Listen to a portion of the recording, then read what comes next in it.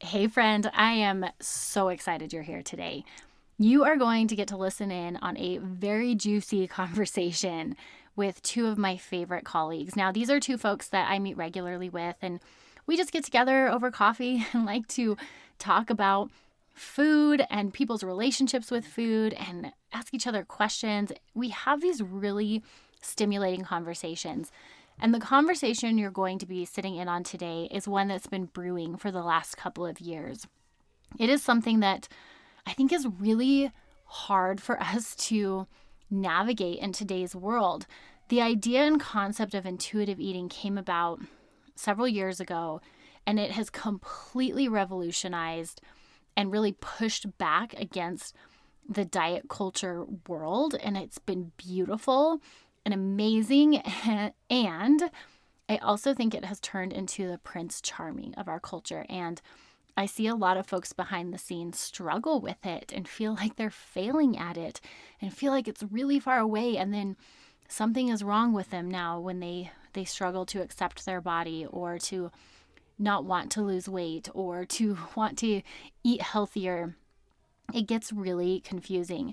And honestly, conversations like this is what sparked the entire empowered eating model. So in the empowered eating method, which is my signature program, we break out elements of intuitive eating, which is tapping into your body's intuitive eating calls it your interoceptive awareness. And I call it biofeedback just because I have more of like a science focused brain. Like I want to know, what is my body actually saying about this food? What's my blood sugar doing? What does my lab work say? What's my poop doing? What's my mineral status? All of these things. What is my body's biofeedback? Then we overlap that with nutrition knowledge, and that component is incorporated into intuitive eating. The piece that's not is your value system. And intuitive eating, I think, sets the values, and they should. Like, we needed a period where we pulled away from the diet culture world and the hyperfixation on body image and losing weight. But now, we have this whole population of folks that aren't quite sure what to do now and feeling like they want to eat intentionally, but is it wrong if I'm not eating intuitively? So there's a lot to navigate here and a lot to unpack. And this is where I think pulling in your values as the compass, pulling in your values as the goal direction, as the setting of your standards, that's where we can pull that in and adjust our sails for the latter two, for the biofeedback and the nutrition knowledge that we're trying to pull into our journey. So this is a conversation that, I could rant on and on about it, but I have broken it actually out into two parts because the conversation was so long. So in the first part today, you're going to hear us talk about some of the pros of intuitive eating and where it's really helpful and some signs that is the path you should take. And then we'll jump into some of the struggles of intuitive eating and where if you struggle with that, letting you know you aren't alone and what you can do instead. So my hope is this is a discussion that stimulates some thought in your brain and stirs up some questions, but also gives you some permission to grab hold of your next steps in your empowered eating journey and feel empowered that you have autonomy to decide what you want to do next and how you want to take care of your body. All right, I hope you enjoy, my friend. Hey, I am Jess, and I'm obsessed with all things nutrition, science, and helping you navigate this information while maintaining a deep sense of peace and empowerment in your body. I'm a registered dietitian who started out with an eating disorder and then fell in love with learning about how God intricately designed our bodies to be resilient and so much more than superficially beautiful. I am now a mama who loves to be healthy, not because of how it makes me look, but because of how it has transformed the energy I can give to my family, my friends, and you. On this show, we hit on real talk around the latest nutrition science and body image resiliency, all while balancing it between grit and grace. Think of this as your weekly audio coffee to encourage your empowered eating journey. This is the Fuel Her Awesome podcast. Well, I am so excited you guys are here today. Erica and Chris, thank you so much for, one, doing the research to have this conversation, two, being open to it. But before we dive into this, tell me just a little bit about yourself so people know your background and where you're coming from today. Yeah, thanks for having us. I'm Erica Castleberry, a licensed psychologist. I've been in private practice for about 10 years. Before that, I did a postdoc experience at the Transformation Center, which is an IOP for eating disorders. For those that don't know, IOP means Intensive Outpatient Program. I wasn't planning to go into eating disorders, but once I did my training there, I realized that I love it, and it's a population that really just needs a lot of service. So about 60% of my clinical work now is eating disorders, and I really found myself just diving into all of this research on intuitive eating and what are the best approaches, and it's been a fascinating journey. Oh, it's so cool to have you here. And you've actually been on the show before. I have. Yes, we talked about body image, and that was one of the #1 downloaded episodes for almost a year. That's fantastic. I know, isn't that cool? Well, I'm glad to have you back. Thanks for being here. And Chris, why don't you introduce yourself? Yeah, I'm Christopher Geider. It's a delight to be here. Thanks so much for having us on the show.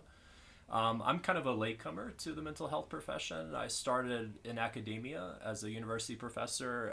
I did a PhD in English literature, and then I also worked in data research after that, and have recently become a licensed mental health counselor.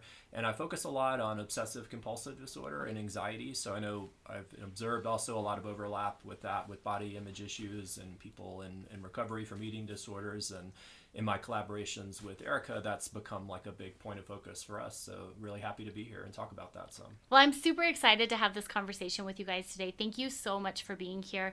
We are going to be breaking down how people might be eating intuitively or impulsively. And I love this conversation. It's one I think a lot of people struggle with.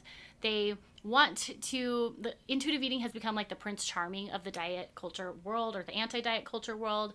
It has been something that people want to be able to do, yet in my office, I see it's something people really struggle with, and I don't think it's because anything's wrong with them. I actually think there might be some flaws in how it's communicated. So I'm excited to have this discussion. I'm excited to unpack intuitive eating, talk about some of the really powerful components and some of the potentially blindsiding or misleading components. So before we dive in today, let's assume not everybody understands what intuitive eating is. So let's just do like a general bird's eye view of what is intuitive eating.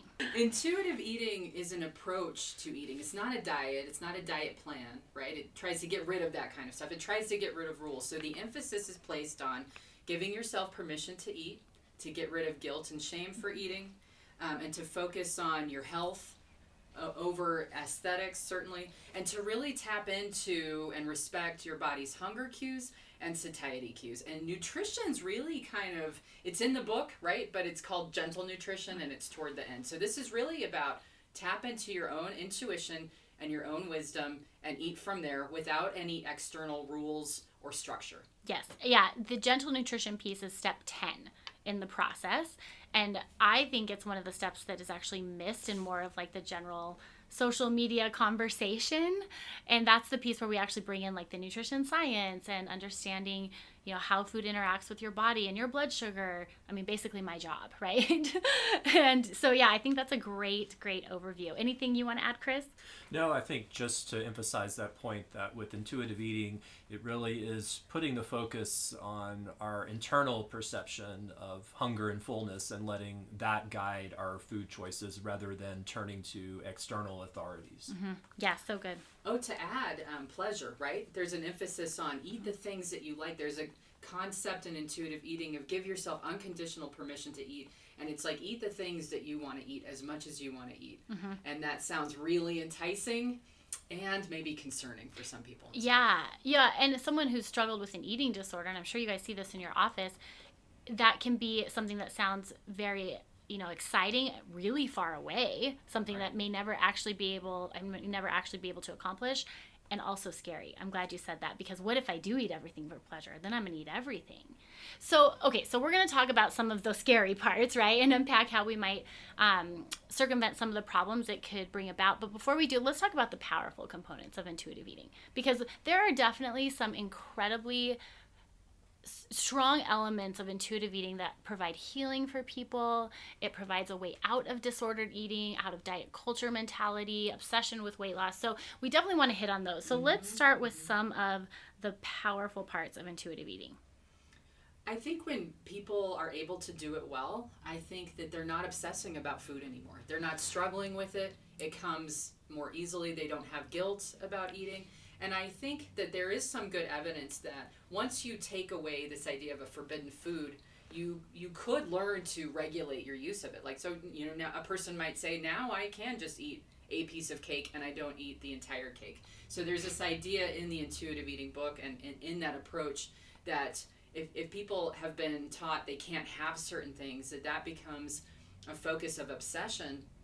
And then if they let down their resolve at all, as they inevitably will, then they're going to overeat. And so I think this approach is really meant to help people kind of become stabilized in their relationship to food. And I do think that is one of the things that it can do well. Absolutely. Yeah, I think one of the probably most liberating aspects for people doing intuitive eating is feeling like you finally don't have to look at all of the rules that you've been using from external sources that have often not led to the desired outcome and that have created a lot of guilt and a sense of failure. That you can kind of put that aside and focus purely on kind of what you're feeling you want to do, and then trusting that feeling and kind of encouraging you to put your own internal cues in the driving seat of your eating. And I think that really is, a part of it that benefits a lot of people. Absolutely. Well, yeah, when you've told yourself you can't eat cookies or bagels for so long, it makes sense that you become increasingly afraid of being around cookies and bagels. And then, they hold a lot of power. So this idea of letting that go and learning how to eat for pleasure and valuing eating for fun, I call it fun foods, right? That's an incredibly healing experience that can come from this model. And there is actually a lot of research behind it. Chris, maybe I don't know if you want to speak to this first or do you want me to go first? Like, what happens when people are trying to diet all of the time? Yeah, and I think intuitive eating, they really focus on that there's kind of a paradox where as soon as you nominate a food or a food group as something that's forbidden to you, it sort of simultaneously increases the allure or your desire for that food. And so we can already see like the vicious cycle that gets established where you say, okay, I'm forbidding this particular food, and then you have an almost uncontrollable urge to eat that food and probably overindulge in that food. And I think intuitive eating is about getting people out of that cycle. Yeah, I call it the big red button syndrome, and I see this with my kids, right? Like if I say don't push that red button, it's like that's all they want to do. That's all they want to do. Their finger gets closer and closer, and we don't outgrow that, right? And so when we think of a food we can't have, we want it more. Well, and in addition to what Chris said, I think I would just add that when people are trying to diet in the sense of losing weight, we know that tends to backfire as well, that process is really precarious, and that 80% of people will regain half of what they lost within a year. And if you look out further to 5 years, most people have regained most of the weight that they lost, and often people go beyond that too. They've gained more. And so you can get into this really bad pattern. The book calls it weight cycling, right? Where you're losing weight and then gaining that back, and plus maybe then some, and kind of really digging an ever deep hole for yourself. And I think that is somewhat at least supported by the research. Absolutely. Well, and I think that's one of the major things about intuitive eating that I like is that it shifts focus from weight to health. And that's where the big movement of anti-diet culture comes in, and something I really stand behind when it comes to intuitive eating is putting down the weight as the focus and shifting it to that like internal what I call biofeedback. Like, what does your body say about the foods you eat, and how does your body respond to how you're taking care of it? And I think that's a really powerful component where we step away from the scale, because we know that doesn't work, right? Like you said, 80%, that's a crazy high statistic, and we move to health instead. Yeah, I think that's really powerful because we're shifting the focus from kind of almost linking your self-worth or what you define as success to a number on a scale to really more towards a body acceptance approach. Mm-hmm. And that certainly is something intuitive eating wants to encourage and nurture. Yeah, and the body size acceptance is big in the intuitive eating culture. And we've talked about this before, like the genetic limitations that we all have. I mean, my example, I have no hips, none. It's just how my body was created. And so for me to try to diet my way into having bigger hips is never going to work. And I think our world for a long time told us that we could diet our body into being a certain shape or size. Correct. And intuitive eating has freed us from that. And it's encouraged us to accept that our body is genetically set up to be a certain way, and getting comfortable with that is the best way to live a happy, comfortable life in your body. Right. People that do intuitive eating well have lower stress. They sometimes even have improved other medical markers. Some studies have shown like maybe lower LDL cholesterol. So definitely people that can do this well, and I am saying that on purpose, that can do it well, right. They're going to have a lot of benefits from it. They're going to have a stable weight. They're not going to be obsessing about food. They're going to feel more sane and more happy, I think. Absolutely. Well, and they'll have better body image as well. And have better body image, right. One of the other components that I'm a big advocate of when it comes to intuitive eating is the introduction of the hunger and satiety scale. And I love this one as a dietitian, because when you come from a background of eating based on food rules, calorie numbers, like I'm from the Cosmopolitan magazine generation that told me to eat 1,500 calories in a day. I know. That's so little. So little. And when we move away from that and get invited to listen to hunger and even define hunger, that is an incredibly liberating experience. What have you guys noticed? Yeah, I think one of the huge benefits of intuitive eating is that it kind of reconnects us to our bodies. And maybe for some people, it's the first time, as you pointed out, that they've actually looked inward to see what they want to eat, if they want to eat, rather than trying to consult some list of rules or some external authority. So, of course, that begins with just asking yourself, do I feel hungry?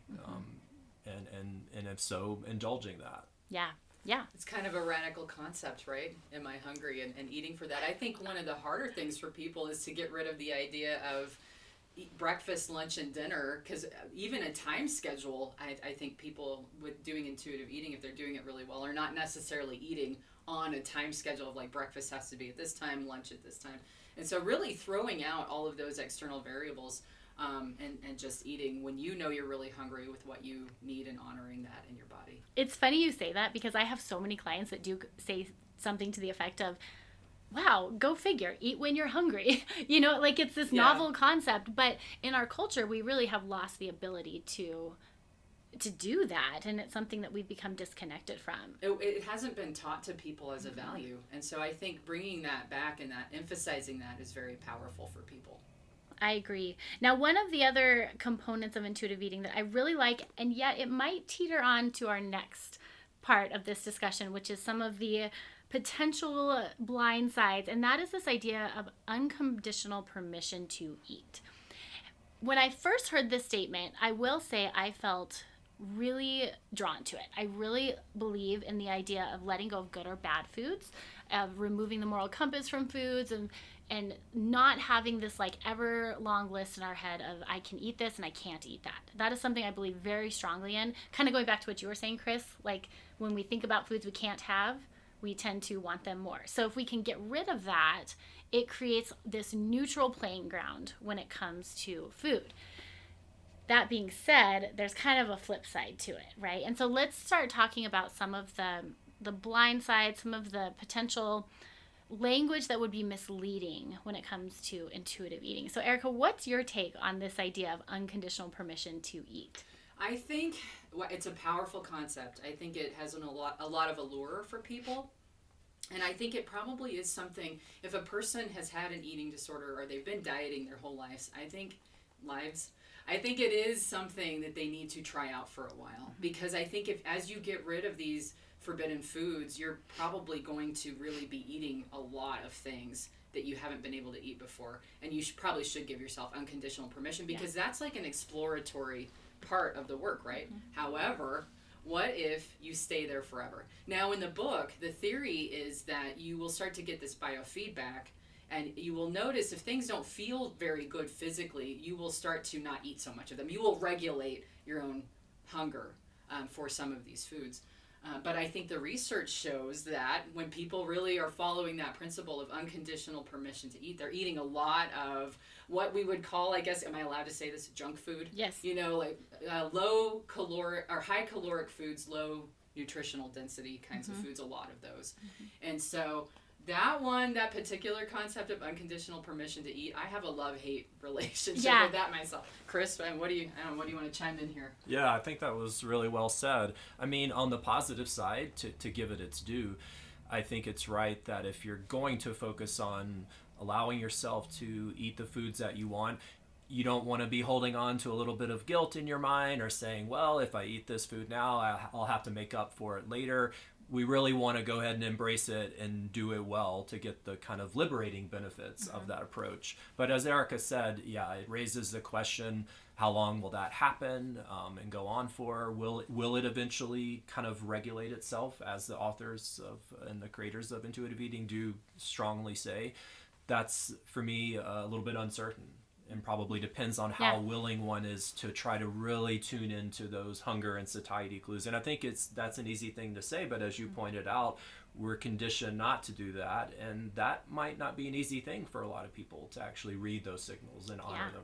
Yeah, well, now we're talking about a pendulum swing, right? Where we go from maybe a full-blown eating disorder, or maybe just some heavy diet rules and restriction or weight cycling. Now we swing to this unconditional permission to eat, and now we're swinging back to it feels very much like a roller coaster to go on.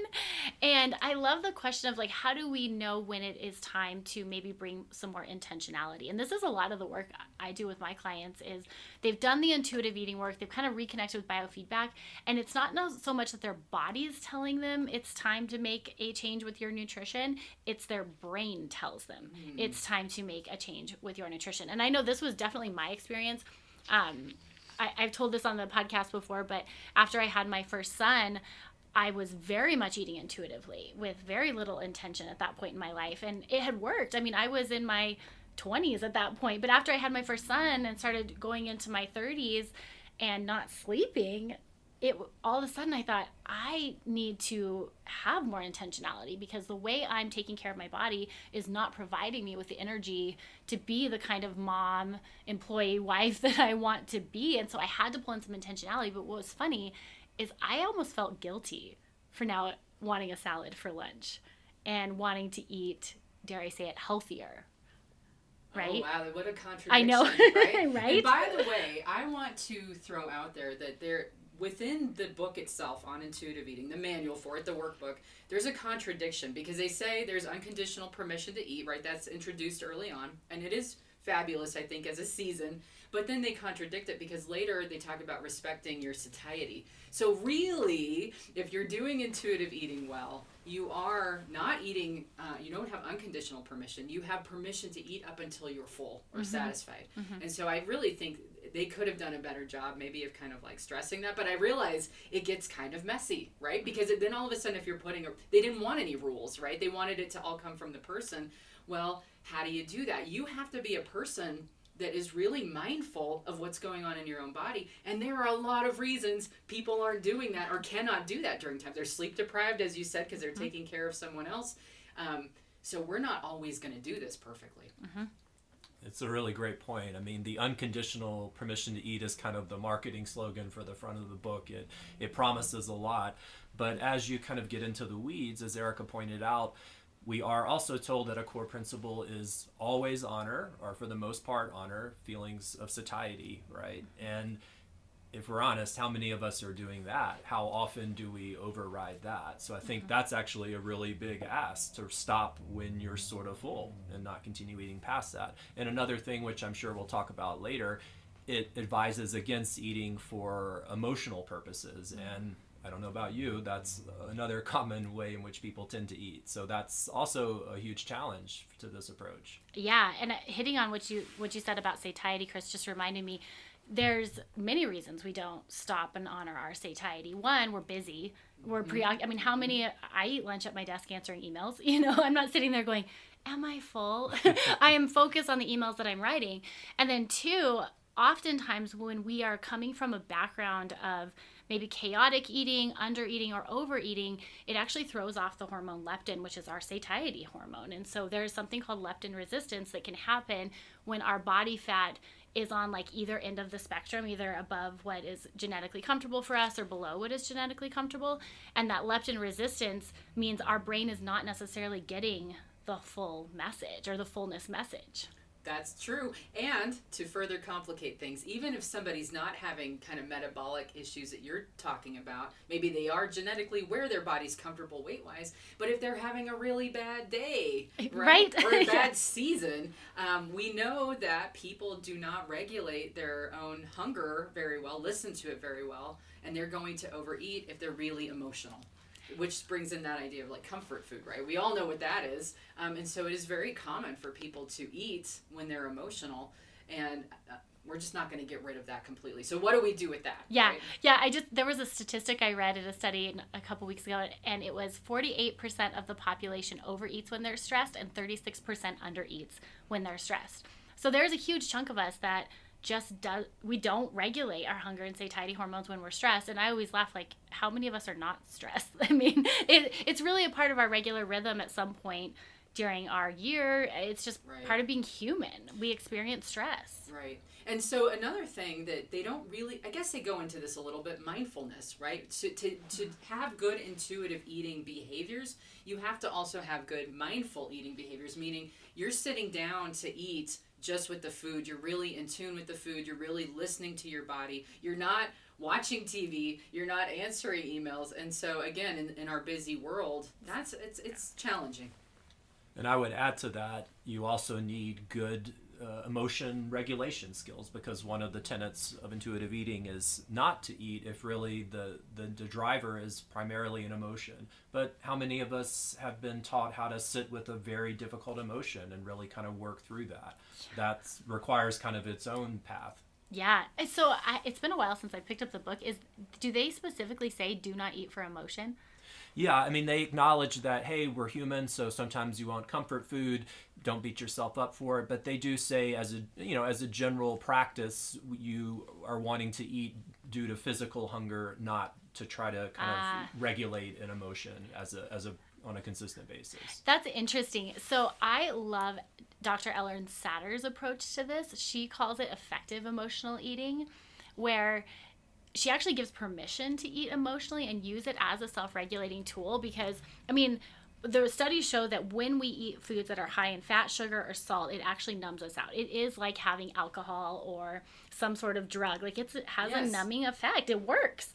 But what Ellen Satter says that I love is she's like, if you do this, one, like identify what your emotion is. So you got to name your emotion before you actually start eating. So we're doing it, like you said, Erica, from a mindful perspective. And then two, like recognize this is not going to solve any of my problems. Eating this food, like eating ice cream on a Thursday night, is not going to solve me feeling, stressed out from work, but it might make me feel better momentarily. And so just being really present, mindful, and then eating from an empowered stance can be a self-coping strategy. But one of the things they've found is that when you do it like that, you actually eat less. It doesn't turn into a binge because you got the mindfulness element. That makes sense. And that actually is work that Janine Roth has been doing for the longest time. Yeah, she would say you can't be compulsive and self-aware at the same time. So if you can get yourself into that self-awareness space to name your emotion, even if you give yourself permission to get some comfort from cake or whatever it is, you're going to be better able to regulate your behavior sooner than if you're not able to do that. Which kind of brings us to that point that you always like to make, that if you don't have permission to eat, you can't make an empowered decision, right? So there is permission, but there also has to be self-awareness and mindfulness, right? Yeah. And so it's doing a lot, and people sometimes need help with these pieces, right? There are a lot of reasons why people sometimes are really struggling with this. If they have PTSD, I knew somebody that he had such bad PTSD, he would dissociate. So you can't really be self-aware and in a dissociative state, and he would binge eat when he was in those states. And so we had a lot of work to do to heal a lot of the trauma before he could begin any of this stuff with food, right? Right. Well, you bring up a really good point, and I love what you said, like the emotional regulation piece is so crucial, because you've got people who've been through really hard things that's coming to the literal and figurative table here. And then you've also got just people with regular everyday stressors that have that like low grade chronic stress in their body, and that's hard to navigate as well. So what I'm hearing you say, Chris, is like, if we don't pull in the emotional regulation piece and then try to just eat intuitively, we're really setting ourselves up. Yeah, exactly. And I think we should give ourselves permission, as both of you have pointed out, to occasionally use food to help us regulate emotions. I don't think that's problematic as one strategy among many. The problem comes if that's kind of our only go-to strategy, right? Then we're probably going to eat in an unhealthy way ultimately. But if we have that and we have other things, then we're well equipped. Yeah, so good. That's a really good point. I'm so relieved to hear you guys say this, especially being a highly emotional person. I've done a lot of work on emotional regulation and learning to pull more tools into my toolbox. So obviously eating ice cream is not my only coping tool, but I allow myself that permission if I decide that that's the one I want to pull out.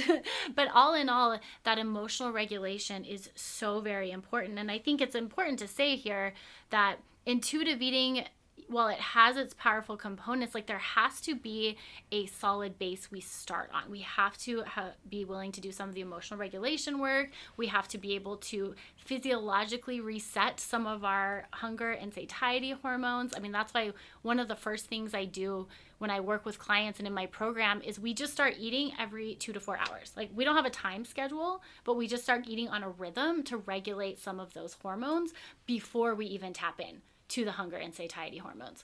So I'm really relieved to hear this. I think, this reminds me, Erica, of some of the discussion you and I have had about even the name intuitive eating.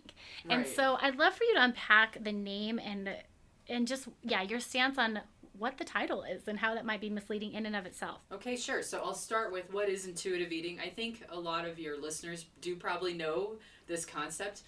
But it is not a diet plan or anything like that. It is an approach to eating in which the primary driver is tapping into your own body's hunger and satiety cues. There's a component of giving yourself unconditional permission to eat. No food is off limits. And really, you're just learning to appreciate yourself as you are. There's no external rules or anything like that. Here's one of the problems that I had as I started really delving more into the concept and reading the book and paying attention. The term intuitive itself, if you look up the actual definition of it, it is a knowing without conscious reasoning. So if you take away conscious reasoning, you're also looking very closely at the definition of impulsivity.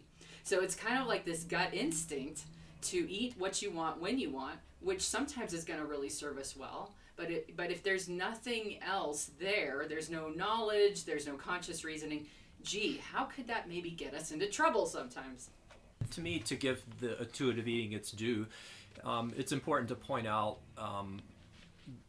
the liberating aspect of turning away from external authorities to guide your eating. And here I'm imagining someone for whom intuitive eating would really appeal, someone who's been doing the diet culture thing for many years without success, locked into a cycle of guilt and shame and constant restriction interspersed with overindulgence and that whole roller coaster ride. And to tell that person, hey, you can turn away from all of those external sources and rules and diet books, and you can just tune in to your inner compass to guide you as to what to eat, when to eat, how to eat. That is a pretty appealing message, I imagine, for many. And I do think there is a lot of evidence that it helps people become regulated in their eating behavior, right? Mm-hmm. These ups and downs and the weight cycling, can really kind of come to an end, and it can really reduce a lot of obsessiveness about food, and that there's really definitely a need and a place for that, right? Yeah, I think it kind of brings us to this point of the religiosity we've created around food. Yeah, that's a great point. And I think here it's worth taking a step back and looking at some of those cultural elements out of which intuitive eating emerges. And we can look, for example, at Christianity, which is kind of a cultural reference point for many, whether they identify as Christian or not in the Western world. And one of the founding stories of that is the Garden of Eden. And we can remember there was kind of this act of transgressive eating at the heart of that, right? Taking of the fruit from a tree that was forbidden. And so, right there, food is sort of linked with guilt, with power, control, and external authority. And I think even if one doesn't identify as Christian, that association has remained very strong in our culture, where we feel guilty for wanting the things we want, for indulging, for even enjoying food. And we kind of beat ourselves up about that if we feel we aren't following whatever the prescribed virtues are in terms of food rules. Yeah, well, and I see that even swinging, the pendulum swinging now with the anti-diet movement, almost to where we've moved guilt and shame around food we've moved it away from the good or bad food list, like you said, that was originally embedded in our culture, maybe even all the way down to the roots of the Adam and Eve story. And now we're seeing it in this idea of like, if we don't eat intuitively and you're following a diet, now you should feel guilty for following a diet. But bottom line, we have remained in this space where we have made food a religion. That's true, and I think it speaks to this fear we have at a fundamental, maybe primal level. We're afraid of our own appetites. We know sometimes we can get carried away with them, and I think people often do struggle to know how to regulate them. But as Chris pointed out so beautifully, there's definitely cultural elements there too. And as people, it's interesting because as people kind of, our culture has shifted away from traditional religions, then you get these aspects still showing up about, you know, what's good and bad, what's moral, what's evil in different ways, like the clean eating movement, right? Which was this movement obsessed with the purity of food, whereas maybe in a religious sense, purity would be more about sexual desires and those appetites. Then it became about like what your food's got to be as natural and free from any kind of additives as possible. And so that's all kind of interesting too, right? How it fits together. Yeah. And I think one cool link there is that as we've shifted to looking at food almost as a religion in and of itself, we're striving for purity, for redemption, for virtue, for almost some of those things that we might have previously associated with a spiritual path. And that is putting a lot of pressure, right, on what we eat and how we eat. Yeah, so good. People are looking for salvation more from their food than they are in a house of worship, right? I know. No, it's so true. And we see that on like the disordered eating end, where we become obsessed with food. We're looking for food to save us and thinking that's our primary control mechanism. But I do think in some ways eating intuitively has like been just repackaged in some ways to where that has become also a religion and something I have to do right. And this doesn't save me, what will? And, you know, this is one of the things. So in my model, we do a values-based approach. So we look at like what someone values and create health definitions and goals based on those values. And that really lays the platform for them. And what I love about this is that it does allow us to look at food with a more neutral, less religious lens. And so a lot of the listeners here are faith-based, and one of the things I love to talk about is how in 1 Corinthians, Paul talks about whatever we eat and drink, do it for the glory of God. And I think where the guilt and shame has surrounded food, if we look at it through this new lens of faith and whatever we decide to do with food, like do it for the glory of God, that can look so many different ways. Like there's no right or wrong there. It's actually situational, and you've got to look at the whole picture, not just like, should I eat the donut or not eat the donut? It's like, who are you eating the donut with? Why are you eating the donut? You know, what kind of glory can you give to God in this circumstance by eating the donut? You bring up a good point about the context in which we're eating, right? I've sometimes in my work with clients, you know, they've kind of stumbled upon this idea of, you know, having a second burrito because I'm hanging out with my friends, you know, down by the barbershop seems really different than I'm eating a bunch of burritos by myself because I'm really sad and I don't have, you know, the tools to regulate myself. And so I think there is also some evidence that when we eat for pleasure in a healthy kind of context, it's social, it's part of what we're going to do, that probably has a different effect and impact on us than when we're eating out of a stress reaction. So that's kind of an interesting thing too. Mm-hmm. It's like, am I respecting myself and am I engaging with others in a way that this feels really good, or am I doing something that feels self-destructive? Mm-hmm. I think that's a really brilliant point. I feel that today we so often have divorced food from community, from something that can bring us together. And you mentioned the Christian context. I mean, there's so many references to gatherings. I mean, culminating in the Last Supper, right? Where food is this connecting force between people. And if we are thinking about food as what's the right thing to eat, what's the wrong thing to eat from an individual standpoint, we really miss that nurturing community element, which, as Erica said, eating food in that context might have a totally different health value. Absolutely. One of my favorite images that comes to mind was actually shared with me by my mentor, Tammy Beasley. She's an incredible dietitian in our field, but she would show this image of a table with a plate and a beautiful meal, but one hand.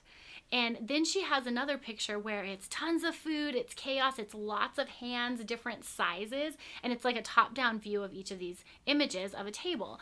And she asks the audience, I want you to listen to these pictures. What do you hear? And what she does is she creates this awareness that food isn't just, sitting down at a table is not just about the salad we're eating or the pizza we're eating. It's about the environment and the community. And I think this is one element that I don't think is included necessarily in intuitive eating, and why I like the more empowered eating approach, because you're so right.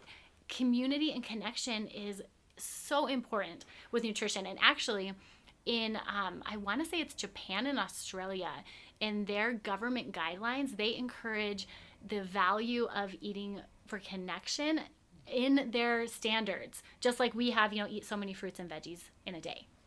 There's another thing I wanted to break down, which is this idea of privilege. So the diet culture, which we've all been trying to eschew, really kind of promotes this thin ideal, right? And the intuitive eating workbook really talks about trying to throw out this approval of the thin ideal. However, when you do a Google search of providers that really work in intuitive eating, dietitians, maybe, and therapists, psychotherapists as well, what I found, and I really kind of made me chuckle, a lot of pictures of attractive young women mostly. There are some men in this field doing this work, right? But a lot of women, they're thin, they have this thin privilege, and they are often eating some kind of big indulgent dessert as their primary picture promoting their work. So when you look at that marketing, what is it really saying? Chris, what does it say to you? Yeah, I mean, it is a little bit comical because, of course, on paper, if we look at the sort of tenets of intuitive eating, it's very clear, you really need to give up any attachment to an external body image or ideal, and we're working towards acceptance, right? So if we're marketing it in a different way, it might be a little bit of a double standard and implying that you don't have to do that work of acceptance, which is a really hard piece of this, I think, for many.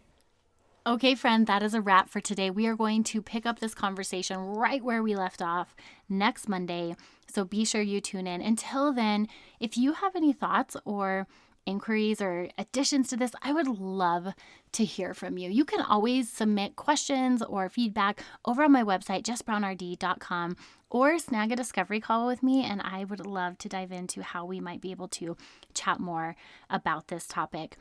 Also wanted to let you know that in the show notes, you will find links to some of the resources that Dr. Castleberry and Christopher provide to the community.